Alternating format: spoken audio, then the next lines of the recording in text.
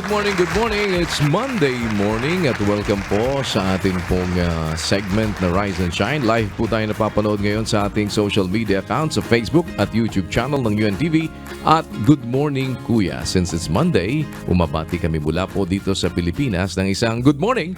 It's time to Rise and Shine.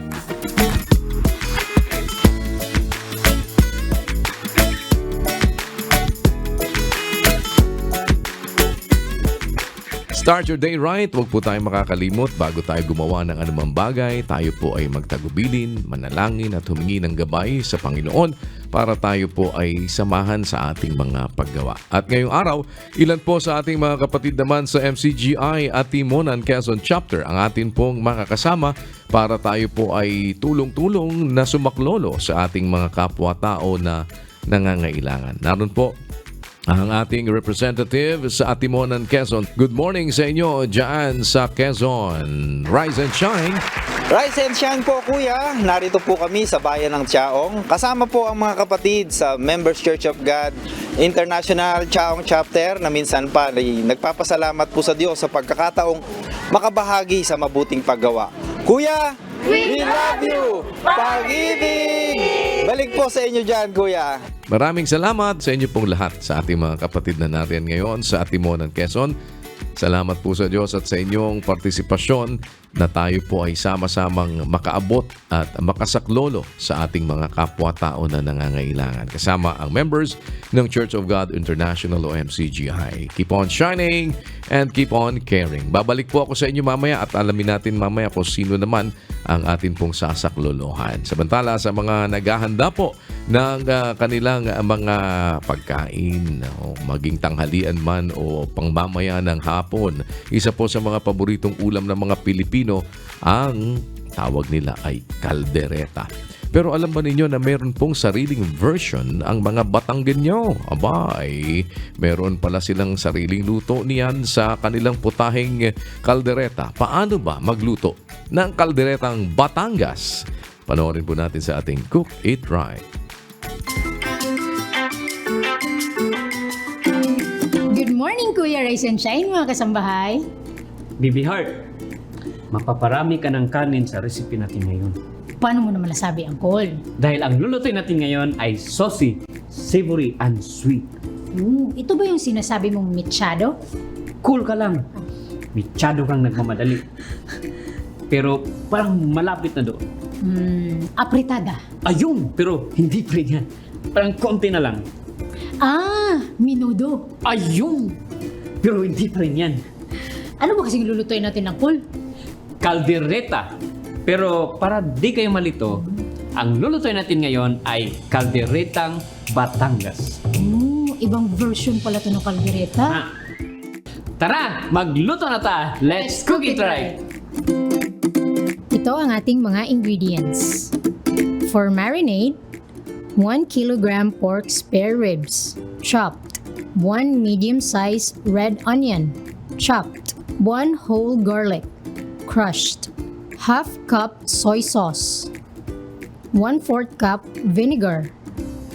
1 teaspoon ground black pepper. 2 tablespoons cooking oil. 1/4 cup margarine. 4 large size red onion, minced.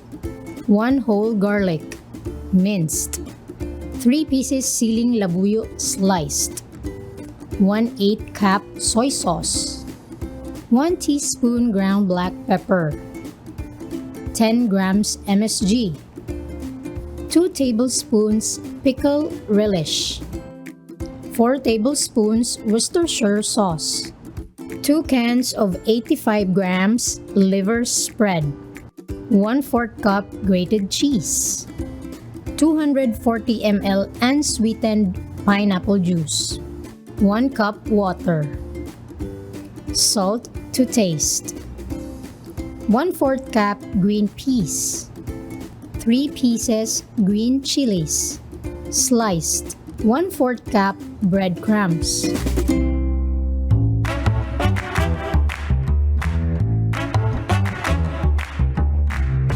Sa isang mixing bowl ay ilagay ang chopped pork spare ribs, chopped red onion, soy sauce, crushed garlic, vinegar, and ground black pepper. Haluin mabuti at saka i-marinate for 3 hours to overnight. Sa isang kawali over medium heat ay maglagay ng mantika at saka isunod ang margarine, antayin hanggang sa malusaw. Isunod naman kaagad ang minced onion at lutuin ito hanggang sa mag-caramelized. Pag nag-caramelize na, ay isunod na ang minced garlic at saka sliced chilies. Lutuin hanggang sa medyo toasted na ang mga ito. Lakasan ang apoy, saka isunod kaagad na ang na-marinate na pork spare ribs, pero huwag nating isama ang sauce na pinag-marinata nito para iwas lansa. Haluin lang ng mabuti, kapag nahalo na ay takpan ito at hinaan ang apoy. Simmer it for 5 minutes.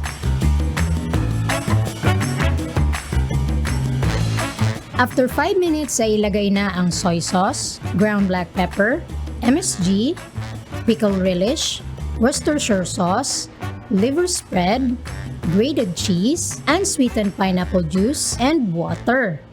Saka haluing mabuti. Tikman at kapag kulang sa timpla, ay maglagay lang ng asin to taste. Kapag tama na sa timpla ay laksan ang apoy at antayin kumulo. Kapag kumulo na ay takpan ito at lower the heat. Let it simmer for 15 to 20 minutes or hanggang sa lumambot na ito. Haluin every 5 minutes para hindi masunog ang ilalim. Kapag malambot na ang karne ay agad naman ilagay ang breadcrumbs at saka haluin mabuti. Kapag nahalo ng mabuti ay sunod naman ang green peas, green chilies, lutuin lang ito for another 2 to 3 minutes. Then serve. Ayan, luto na yung ating kalderetang Batangas. Yes, at ang dish na ito is influenced by Spanish cuisine dahil sa paraan ng pagluluto. At karaniwan sa kaldereta ay tomato-based at ang kalderetang Batangas ay soy sauce-based. Kaya naman pala masarap tsak na magugustuhan ito ni Joy. Patikim nga! Uy, Joy! Joy, malaking kagalakan. Tara, kain tayo!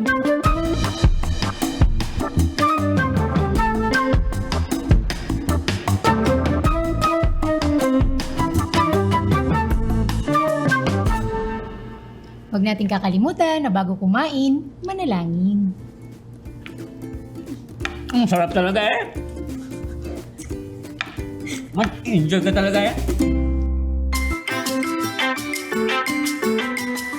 Sa ating pong Wonders of Creation, kung meron pong mga mag-asawa na naghihiwalay, nako ito naman ay hindi na po bago at alam natin yan po ngayon ay tumataas nga yung bilang ng mga mag-asawang naghihiwalay. Pero alam nyo ba, meron pong hayop na nagsasama talaga hanggang kamatayan.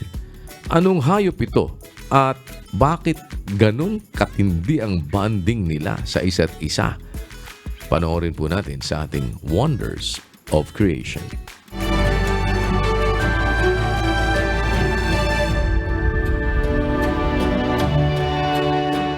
True love comes once in a lifetime.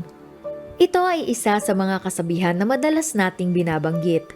Ngunit alam nyo ba na hindi lang tao ang kayang umibig lamang sa isa? Here's one of the wonders of creation that displays great love and care for their partners. Meet the wolves.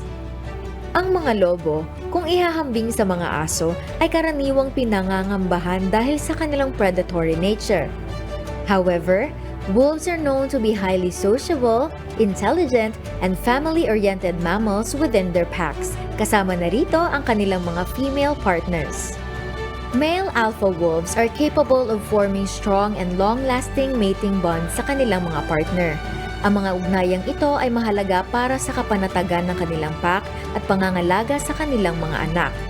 Ayon sa mga experts, wolves are one of the most loyal animals dahil nananatili silang tapat sa kanilang mga kapareha for life. Although, they may find new mates if their previous one dies. In terms of mating, male wolves really display care and cooperation with their female counterparts. Kapag nanganak ang isang female wolf, trabaho ng lalaking lobo ang humanap at magbigay ng pagkain para sa kanyang mag-ina. Maging sa kanilang hunting endeavors, both male and female wolves have cohesion and great communication. Talagang napaka-caring at loyal sa kinakasama. Indeed, wolves are one of the power couples of the animal kingdom. Hindi lang partners in crime, kundi partners rin for life. Nakakamanghang isipin na maging sa mga hayop na gaya nila, present ang pag-ibig. Ito'y nagpapatunay lamang sa di mapapantayang kagalingan ng Diyos na may lalang.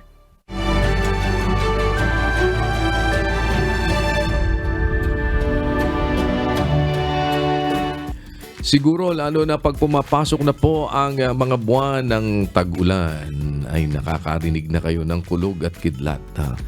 Lagi pong minsan ay nadidinig natin yan. Pinagtatalunan, ano ba nauna? Kulog o kidlat?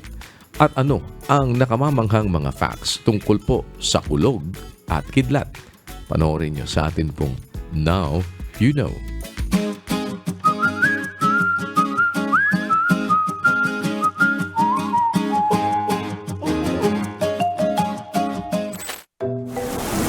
Kapag kumikidlat at kumukulog. Naisip na ba ninyo kung ano nga ba talaga ang nauuna? Ayon sa mga pag-aaral, halos magkasabay ang kidlat at kulog. Pero tila mas nauunang makita ang kidlat kaysa marinig ang kulog.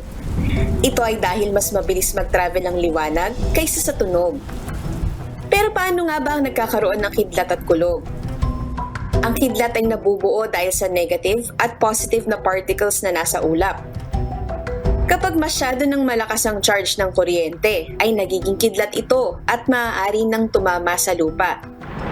Ang kulog naman ay mula sa enerhiya na lumalabas dahil sa pagbabanggaan ng mga particles na nasa ulap.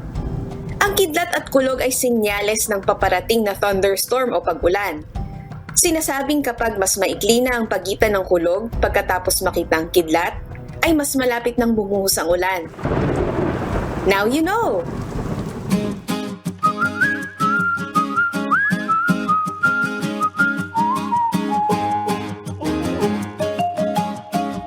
Ang sabi nga po ng banal na kasulatan, ang masayang puso ay mabuting kagamutan. Yan po ang ating mababasa sa 17:22 ng Proverbs. Ang masayang puso ay mabuting kagamutan. Kaya po mahalaga talaga na maging masaya din tayo. Kaya lang kung minsan talagang dumadating yung mga panahon na nagtatanong tayo, paano nga ba tayo talaga magiging masaya? Narito po ang ilan sa mga tips kung paano natin mapananatiling may saya, may kagalakan o may ligaya ang ating mga paggawa. Panoorin po natin sa ating You Can Do It.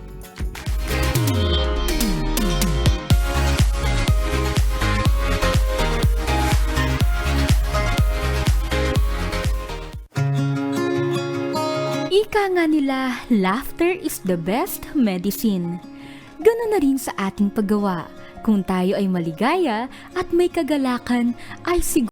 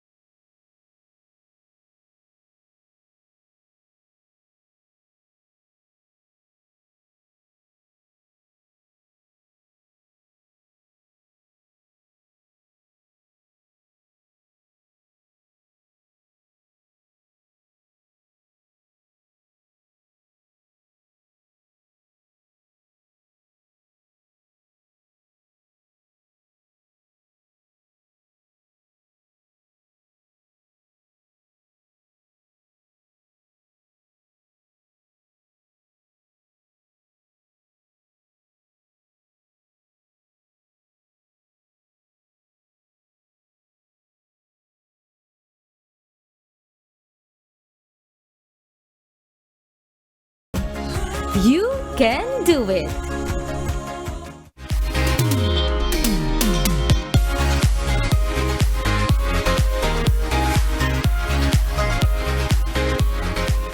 Balikan na po natin ngayon ang ating mga kapatid sa dako ng Atimonan, Quezon at alamin natin sino po sa ating mga kababayan ang atin namang sama-samang sasaklolohan. Kasama po ang members ng Church of God International o MCGI. At naroon na ang ating pong representatives. Good morning, rise and shine! Rise and shine po kuya at good morning po sa ating mga kasambahay. Ngayong araw po kuya ay nandito po tayo sa plaza ng bayan ng Chaong, probinsya po ng Quezon. At sa araw pong ito, salamat sa Diyos, makakapiling po natin ang isa pong grupo ng mga tricycle driver dito po sa Chaong, Quezon. Ito nga po ang Teatroda. At nakausap po natin kuya ang ilan sa mga tricycle driver kung saan nakita po natin ang kanilang paraan ng pamumuhay at kung paano po sila kumikita. Sabi po ng ilan sa mga tricycle driver po natin dito ay maswerte na kung sa isang araw ay kumikita po sila ng 300. Doon na po nila kuya kinukuha ang pangangailangan po nila sa pang-araw-araw. At bukod pa po dyan, pagka nagkakaroon po ng mga emergency cases, nababawasan po ito at kung saan minsan o madalas nakakapangutang po sila kaya naapektuhan po talaga ang kanila pong para po sa gastusin sa araw-araw. Para po sa iba pang detalye, makakausap po natin kuya ang representative po ng Teatroda na si Mang Rodelo Manyukan. Mang Diloy, kumusta po ang inyo pong toda at ilan po ba ang atin pong kasapi po dito? Kami pong membro ay mahigit 430. Ang doble naman po ng ang operator ay 430. Ang driver po ay dinodoble halos ang operator.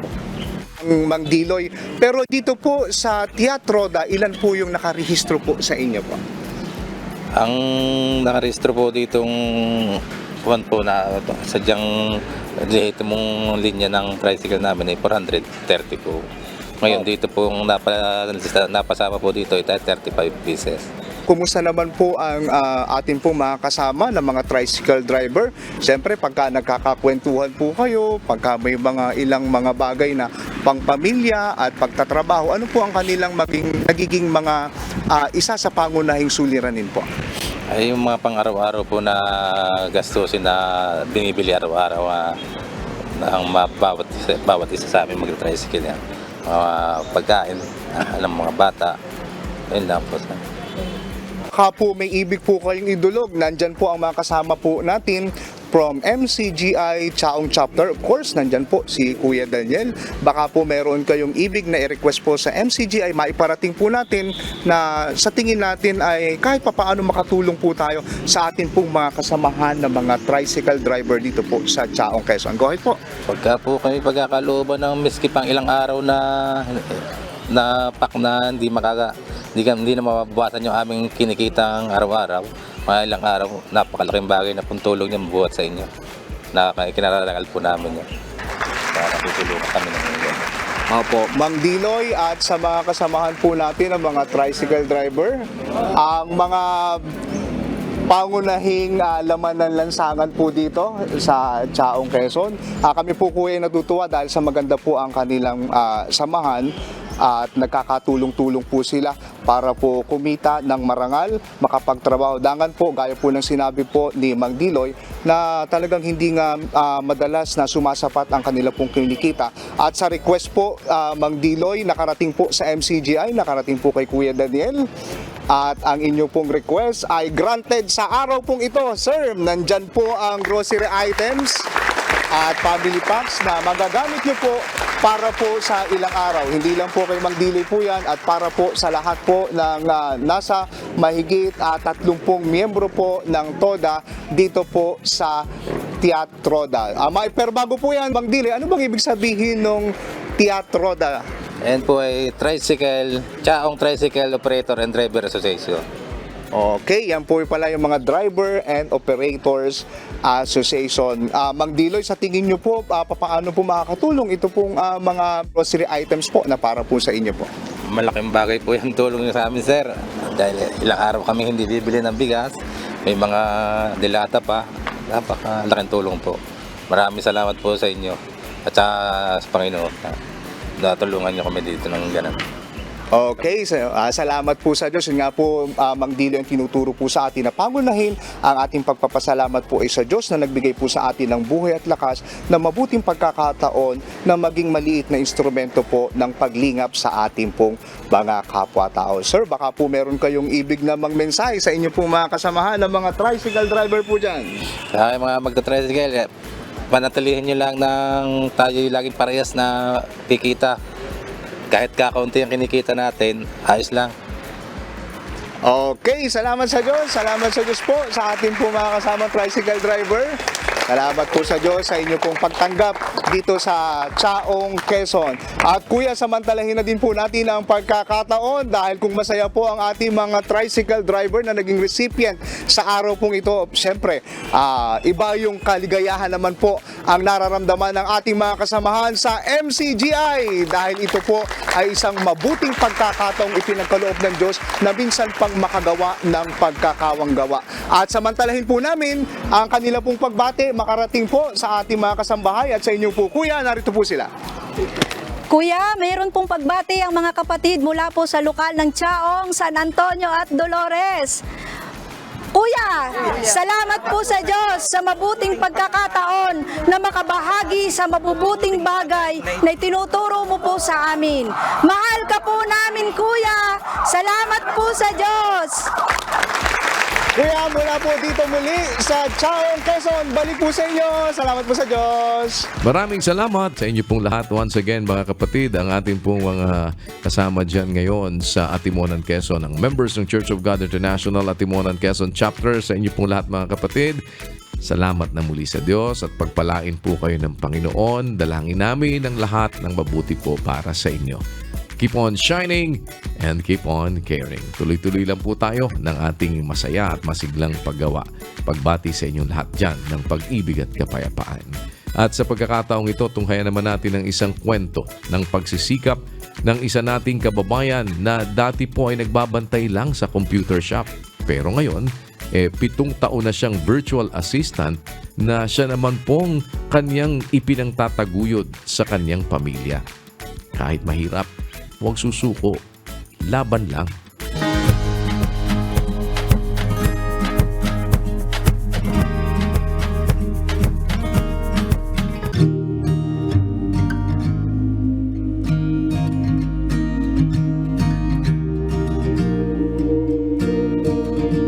Ako po si O'Brien Tablan, 42 years old, nakatira po sa Dasmariñas, Cavite. Nung kabataan ko po, nag-aaral po ako ng computer engineering kasi tulad din po ng mga ibang mga kabataan din, hindi rin po ako maayos na nag-aaral noon. Nung mga panahon na ako po yung nakapag-asawa na, nagsimula po kami ng asawa ko sa maliit na puhunan na bigay ng magulang ko pa po.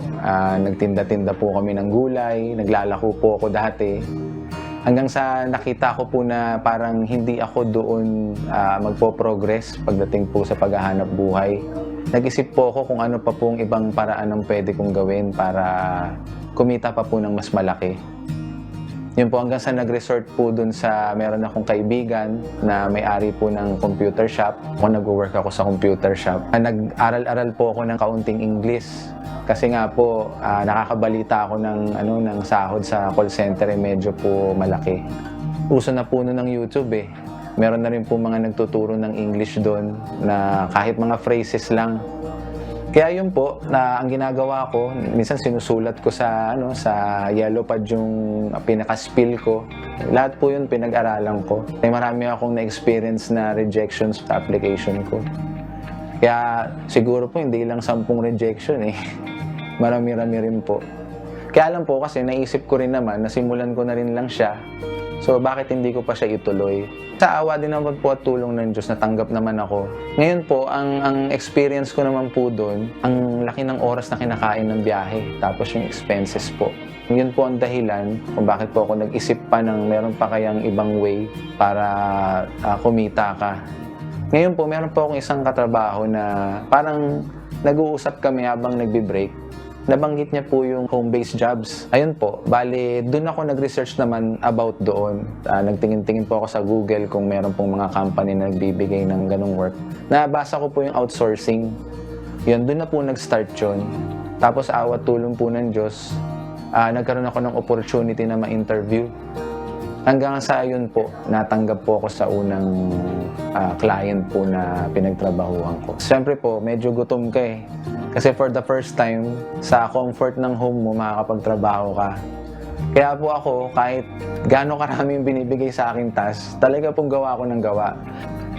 Usually po, ang ginagawa ko po doon, nag-update lang ako nung mga information ng customers. Ang iba pa pong task ko doon is gumagawa po ako ng reports monthly doon sa progress business ng client. Parang masaya lang kasi ako eh. Kasi andyan lang naman yung pamilya ko. So, mas lalo akong ganado magtrabaho. Kaya minsan po, ini-exceed ko po expectation niya kasi syempre po parang gusto kong ingatan yung work. Ngayon, dahil maalwan siya, tapos andyan yung family, parang nagkakaroon pa ako ng panibagong ideas. So, nag-isip ako ng additional na pagkakakitaan. So, ang ginawa ko, naghanap pa ako ng iba pang client.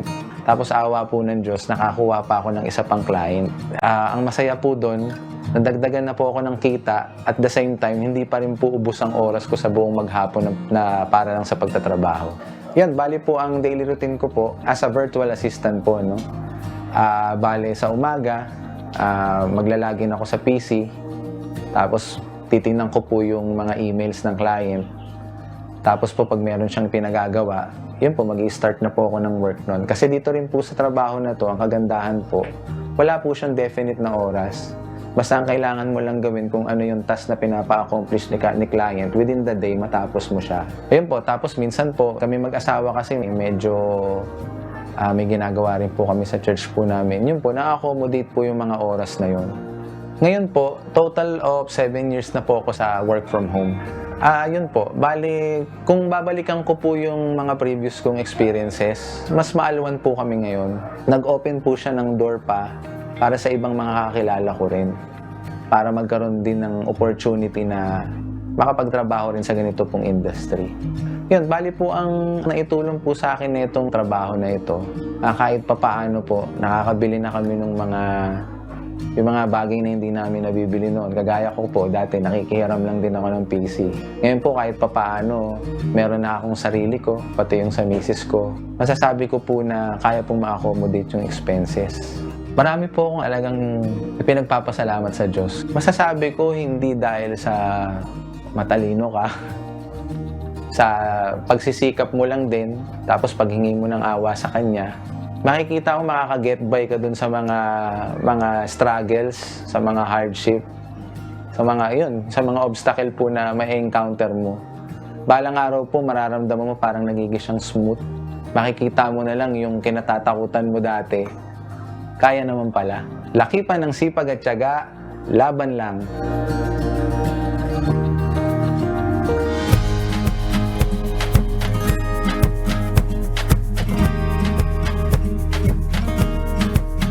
Sa atin pong viewpoint, muli tayong nagtanong sa ilan nating mga kababayan tungkol sa isang issue. Kung meron ba silang pinaniniwalaan na matagal na panahon, pero later on, natuklasan nila yung palang pinaniniwalaan nila ng matagal na panahon, hindi pala totoo. Papaano naman nila itong tinanggap?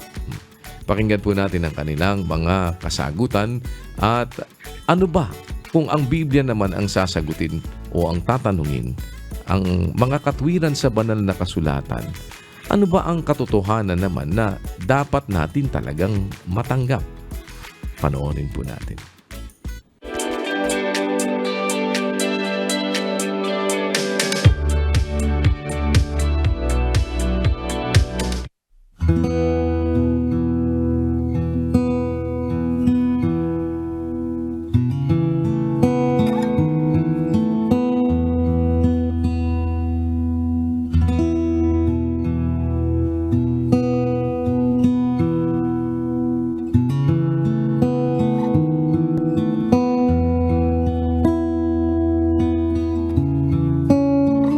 Yung sinasabi nilang nagpantag.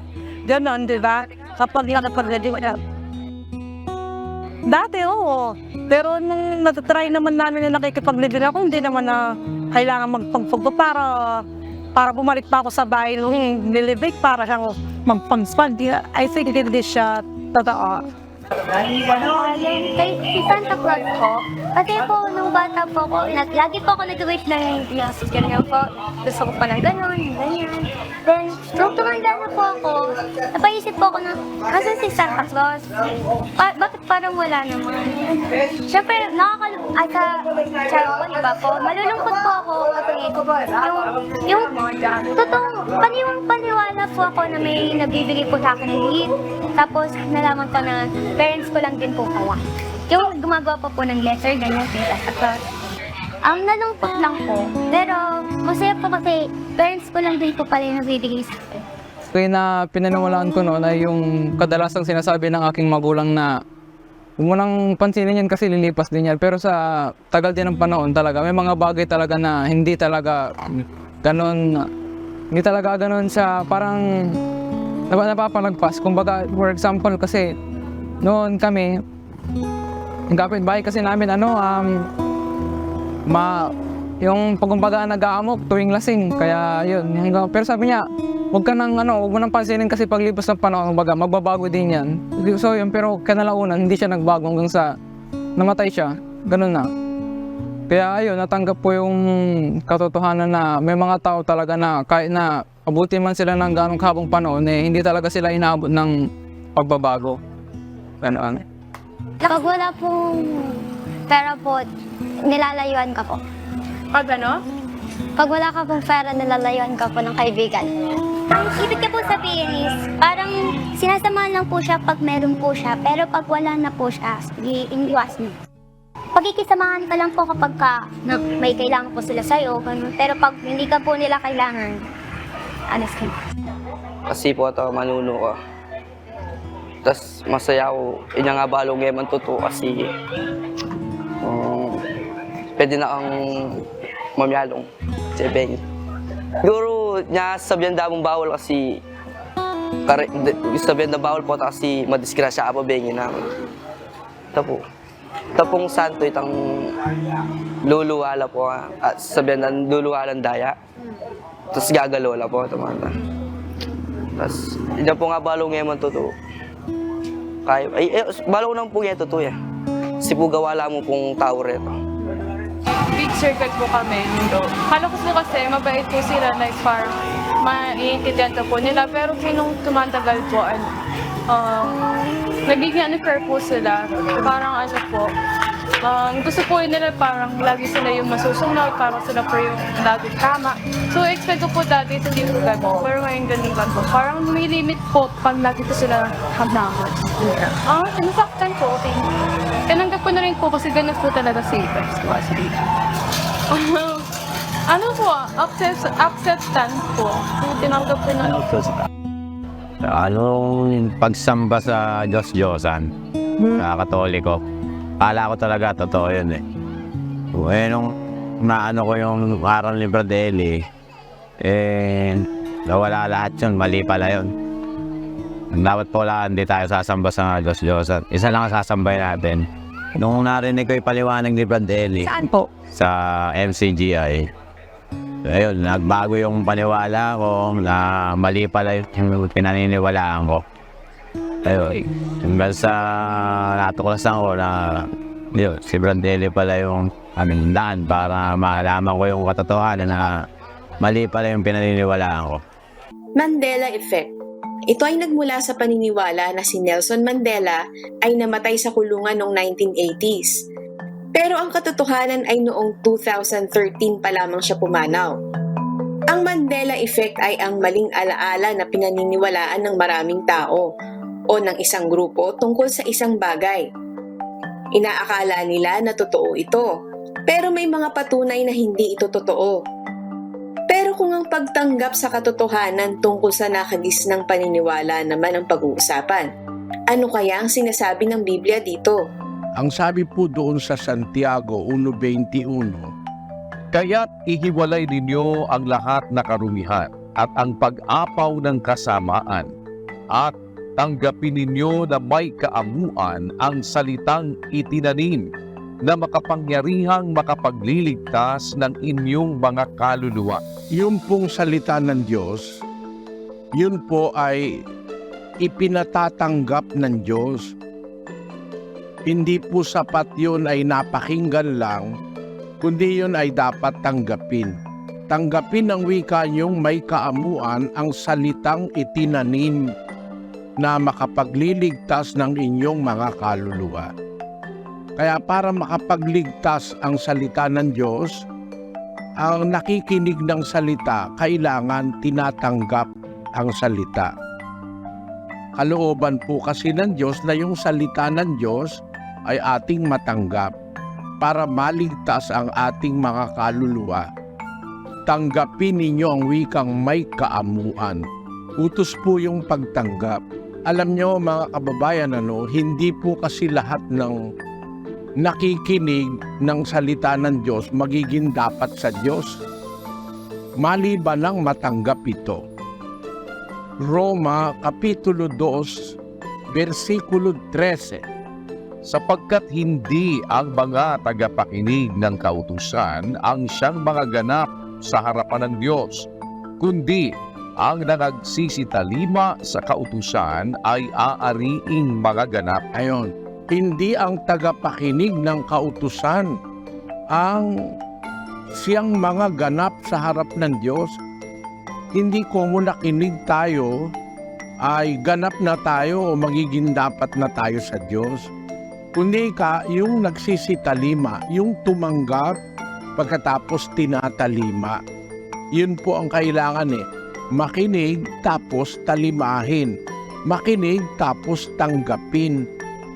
7:24 ng Mateo. Pakinggan nyo.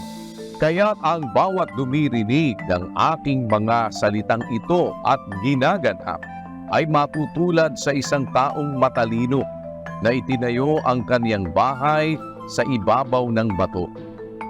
At lumagpak ang ulan at bumaha at humihip ang mga hangin at hinampas ang bahay na yaon at hindi nabagsak sapagkat natatayo sa ibabaw ng bato. Ayon, yun po ang kapareho sa salita ng Panginoong Hesukristo dun sa nakikinig, tumatanggap at saka sumusunod o gumaganap.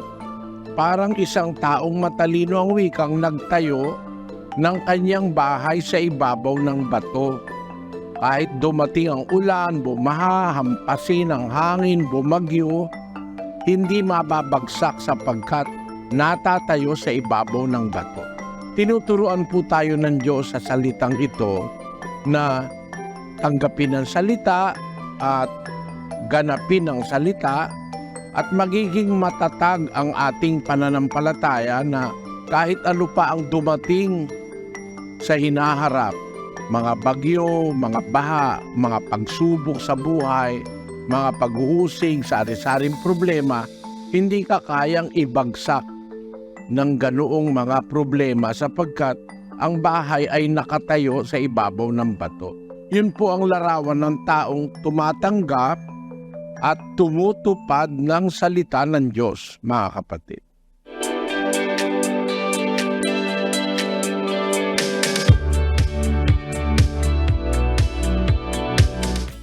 At sa atin po patuloy na layuning maipalaganap ang pag-ibig at paggawa ng kabutihan sa lahat, makahikayat sa ating mga kapwa-taong samantalahin ang bawat pagkakataong mayroon tayo na gumawa ng mabuti.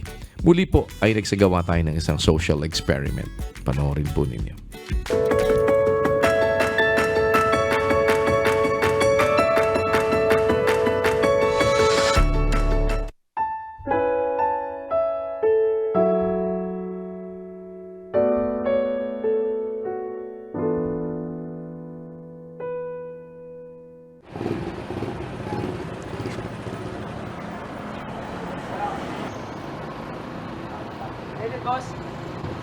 Special. Special. Bila? 14 ako kulang. Pwede na. Malayo pa naman sana pupuntahan ko sa Badbaran. No. Kailangan ko kahit 1 liter. Abot. Yun nga eh. Wala na talaga akong pera, naubos. Naglalakad lang ako eh. Yung 1 liter lang, yung kasya kaya. 40 lang yata yan.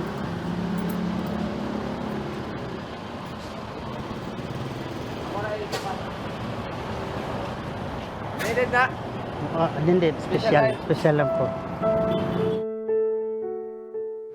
Mas nindot yun na ay mo hangyo sa imo o balik ikaw na po yung nakikinahanglan po hindi ba sinday kabalik na sa imo ha. Pero maluoy ka ba nga dahil po baya kayo baya nga imo ra makitaan sila na mo hangyo tapos di mo pangyo nga ikaw ang naa sana lang kag ikaw wala sa gamay lang butang gyud basta nakatabang ka okay na dako kay kalipay so, ano.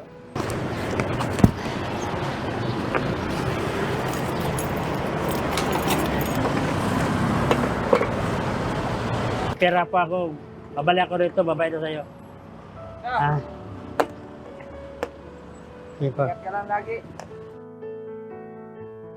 Mas maganda ang mabuting tao, ma'am. Walang tinatapakan na tao. Tapos peaceful ba? Dako kay freedom. Magtutulungan lang lagi. Walang mahihirap, ma'am. Unlad lahat, ma'am.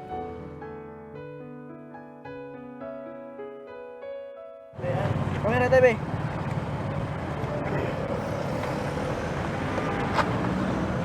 Special na tayo, special. Pwede special. Opo. Pwede ba hingi ng pabor sa inyo? Ano man? Kulang kasi yung pera ko. Tapos 1 liter, 1 litro lang sana. Sa Badbaran. Kabadbaran pa ka uli? Opo. Pwede na yung 1 liter. Pero kulang kasi yung pera ko, 40 lang po. Ayun na lang na, ulitin na lang na tayo. Ako rin bayad. Okay lang sa'yo? Bakit kira ko dito kung makadaog ng luto? Kabadbaran ko sa doon, ay kwarta doon. Nakakawa po kasi matanda. Tapos malayo pa po yung uuwian niya. Nagmumotor din po kasi ako. Naka-experience na din po ako ng ganun. Mahirap po pag wala kang malapitan na ano, pag nauubusan ka ng gas.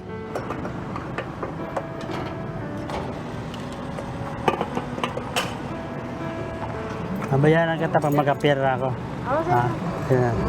Nabalik lang ako dito. Yahin na ka niya. Isip ko, naglatan ka, wag kwarta. Stand.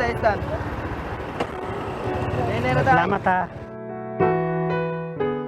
Araw-araw, pipiliin kong maging mabuting tao kasi Panginoon naman po yung bumabalik ng ano sa atin, na blessing. Kung may tutulong tayo, wag natin tanggihan kasi hindi po natin alam yung panahon kung tayo naman po yung mangangailangan ng tulong.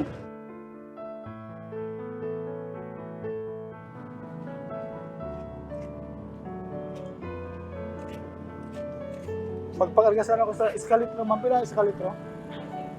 Magkano ba isang litro, ma'am? 60? 3, 4. 40 lang yung pera ko, ma'am. Pwede ba yan, ma'am? Ano na muna, bayaran ko na lang yung 20 pag nakabenta. Babayaran ko na lang po yung 20 pag nakabenta po ako ng isda. Kabadbaran pa kasi ako, ma'am. Baka di po ako makauwi sa amin. Salamat, ma'am. Naluoy na ko sa iya ha. Adulong pa lang diri kay na murag nahutlan siya to gasolina ba. Kay una po na ko kung kuwenta ra ito bill. Layo pa ang iyang ulian. Nga basig mahutlan daw siya ba. Kasi mag-aabono ng gasolina niyo. Kuan kami po. Pag ma-short kami ang yung tatapal. Bakit kung kunti lang yung sahod niyo, tutulong pa rin kayo? Ano, baindera man po to naawa kasi ako sa kanya eh. Kaya syempre ako, isa ra pud ko ka pobre nga tao pud ba, ning kamot og trabaho, ano lang. Gay na bisag baindera to murag nakuan pud kay ko ba nga nakatabang ko bisan 20 pesos. Isang litro, sir. Magkano, sir, isang litro? Ano, 6 special? Oo, sir. 60. 60. 40. Pwede, sir. Kulang na lang ako ng 20, sir. Kasi malayo pa po kasi uuwihan ko, sir. Babadbaran pa. Isang litro lang. Ito po, sir. Special, sir, no? Oo, sir.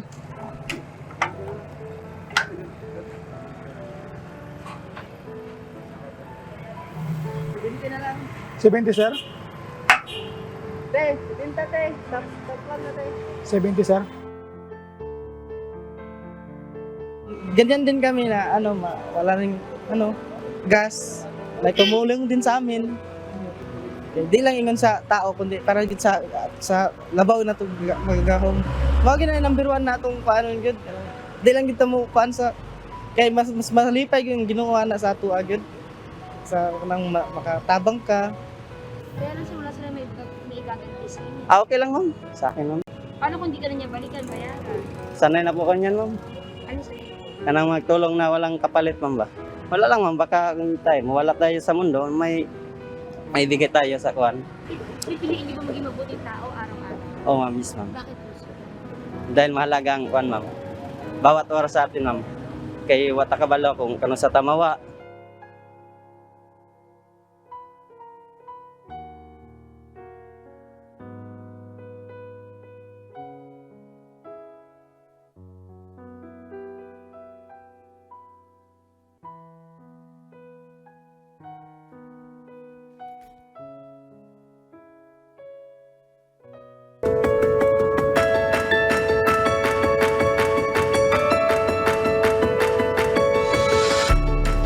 Mamayang gabi na po ang ating pasimulang muli ng panibagong session ng ating pong Mass Indoctrination. March 25 na po today, kaya mamaya pong 7 p.m. Philippine Standard Time ay magpapasimula na po ang ating pag-aaral ng mga doktrina ng ating Panginoong Jesucristo. Kami po sa MCGI ay nag-aanyaya sa inyo. Sana po ay mapaunlakan po ninyo kami.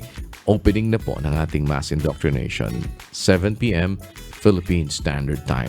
At every Monday po, sa tulong at awa ng Panginoon, kung tayo mayroong pambuhay, lakas at mabuting pagkakataon, kasama niyo po naman kami sa segment natin dito sa Good Morning Kuya na Rise and Shine. And every Friday naman po, ang atin naman pong MCGI Clinic, kami naman po makakasama niyo dyan sa atin pong patuloy na serbisyo sa ating mga kapwa-tao every Friday sa number 141 E. Rodriguez Avenue sa Marikina City. Ang ating pong registration time, 5 o'clock in the morning to 9 in the morning. Yan po ay dyan sa lugar ng atin pong MCGI Charity Center. Magsadya lamang po kayo dyan at makapagparehistro kayo within that period, 5 to 9, at tayo po naman ay makapagsilbi sa inyo. Dala lang po ng isang valid ID na government issued para po sa inyong identification. And of course, every day, ang atin po namang serbisyong bayanihan, patuloy po na atin pong sa serbisyo publiko ay mapapanood at mapapakinggan po nyo alas 4 po ng hapon, Lunes hanggang Biyernes po yan, para po sa patuloy naman nating pagtulong sa ating mga kapwa na nangangailangan. Bueno, maraming salamat po at kami minsan pa nag-aanyaya sa inyo. Sana ang ating po mga programs dito sa UNTV ay patuloy po naman ninyo na masubaybayan. Iiwan naman namin sa inyo ang isang awiting nagpapasalamat sa walang hanggang kabutihan at pagmamahal ng Diyos sa ating lahat. Sa rendition po ng awiting Salamat na Hatid, narito po ang The Peculiars. Huwag po kayong aalis pagkatapos nito dahil hindi pa tapos ang Good Morning Kuya. Magpapatuloy po ang atin po namang iba't ibang mga segments. Salamat sa inyong pagsubaybay. To God be the glory. Magandang umaga.